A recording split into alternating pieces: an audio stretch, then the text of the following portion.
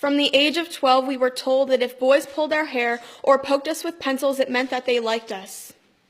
But we didn't like it that much.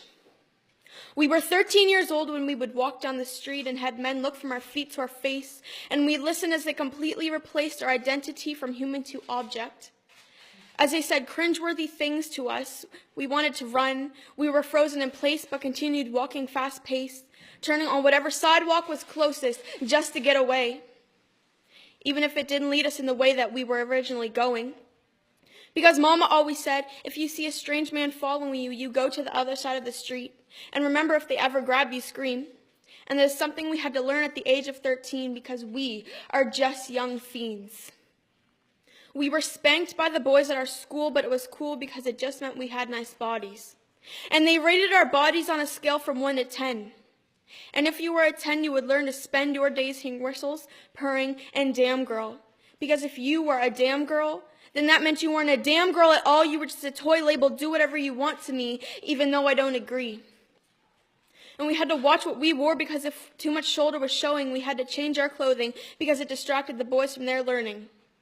So the only thing that we were learning were tips and tricks to tie up our shirt so that it didn't hang too low, because that would show the guys that we want it. Because wearing shorts and tank tops meant that we were flaunting it. So when we were 16, we screamed because the men that followed us on the sidewalks finally caught up to us.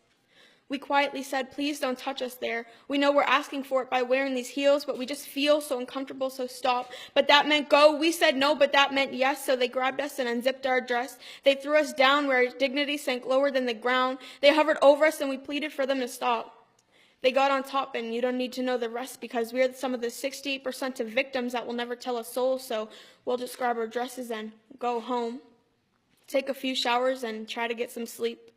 In the morning, we will pick out the outfit that is most discreet because we want to make sure that no other man from the street thinks we look sweet enough to want a taste. We want to make sure we are as covered as possible so that our identities are not replaced with walking candy.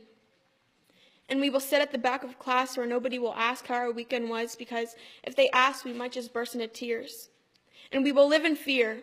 We will run home so that we will never see the same men again that wait for us to be alone. We went from little boys poking us to men provoking us. We went from little boys pulling our ponytails to watching the trail of tears fall down our pillow every night because we knew once we fell asleep we would see the men in our dreams, nightmares that caught up to us on the sidewalk that night and left us bare. We went from playing with our toys to being toys ourselves. So boys will be boys, and us women will never tell. Thank you.